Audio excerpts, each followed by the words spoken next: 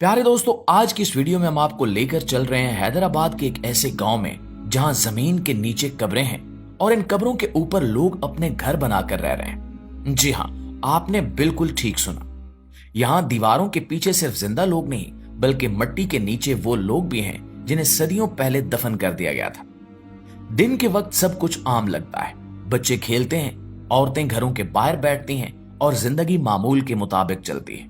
मगर जैसे ही रात होती है हालात बदल जाते हैं। लोग कहते हैं कि इन घरों में कुछ ऐसा होता है जो इंसानी अकल समझ नहीं पाती।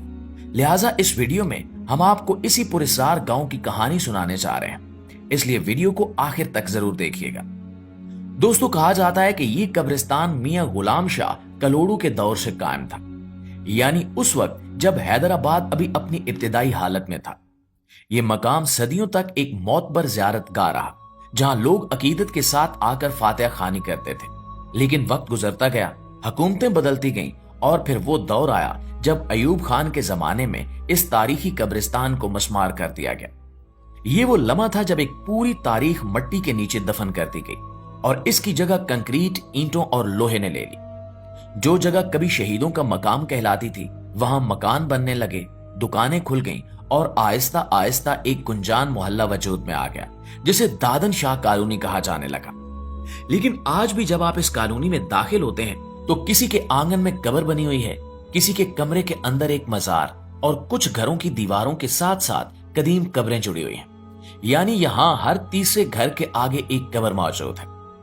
बाज जगह तो कब्रें इस तरह दीवार के साथ मिली हुई हैं कि लगता है जैसे वो घर का हिस्सा हो। कुछ कब्रों पर सब्ज कपड़ा डाला हुआ है, कुछ पर कुरानी आयात लिखी हुई हैं और कुछ पर वक्त ने मोहर लगा दी है। प्यारे दोस्तों, इस इलाके में हजरत सैयद दादन शाह रहमतुल्लाह अलैह का मजार वाक़ है, जिनका नाम ही इसी बस्ती की पहचान बन चुका है।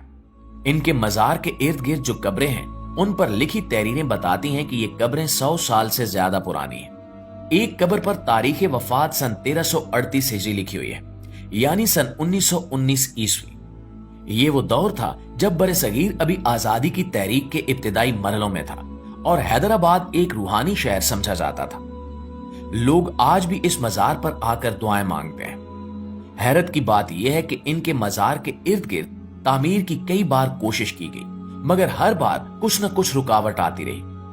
मकामी लोगों का मानना है कि सैयद दादन शाह सादगी पसंद बुजुर्ग थे। वो नहीं चाहते थे कि उनके मजार पर दिखावे की इमारतें खड़ी की जाए। एक मकामी शख्स ने बताया कि जब भी हम नई छत डालने की कोशिश करते हैं, कोई ना कोई हादसा हो जाता है। कभी कोई मजदूर गिर जाता है, कभी सामान टूट जाता है, जैसे कोई हमें रोक रहा हो।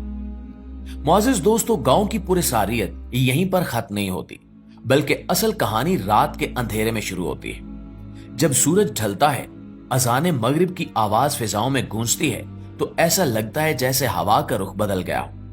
परिंदे दरख्तों से उतरकर खामोशी इख्तियार कर लेते हैं। गलियों में घूमते बिल्लियां और कुत्ते एकदम गायब हो जाते हैं और हवा में एक अजीब सा बोझ महसूस होने लगता है, जैसे किसी ने पूरे इलाके पर कोई भारी चादर तान दी हो। दोस्तों, ये सब सुनकर दिल कहता है कि शायद ये सब वहम हो, मगर जब सूरज डूब जाता है तो इस गांव की खामोशी खुद बोलती है। घरों के नीचे कब्रें, दीवारों के साथ मजार, सब मिलकर ये एहसास दिलाते हैं कि यहां सिर्फ इंसान नहीं बसते।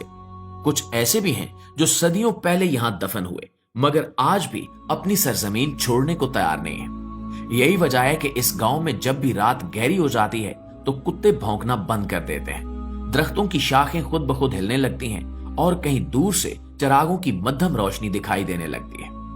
प्यारे दोस्तों, अगर आप चाहते हैं कि हम पाकिस्तान के इन मजीद पुरस्कार, दिल दहला देने वाले और पोशीदा मकामात पर जाएं, जहां रात ढलते ही मिट्टी जाग उठती है, तो कमेंट बॉक्स में लाजमी बताएं कि अगली वीडियो हम किस जगह पर बनाएं। बलूचिस्तान के पहाड़ों के बीच छुपा वो मंदिर जहां आग खुद ब खुद जल उठती है, या सिंध के सहरा में मौजूद वो झील जिसका पानी हर जुमेरात को खून की तरह सुर्ख हो जाता है। आपका कमेंट तय करेगा कि अगला सफर कहां का होगा। अगर वीडियो पसंद आई है तो उसे लाइक और शेयर करके हमारी हौसला अफजाई जरूर कीजिए। इंशाल्लाह आपकी खिदमत में हाजिर होते हैं एक नई वीडियो के साथ। तब तक अपना ढेर सारा ख्याल रखिए। अल्लाह निगहबान।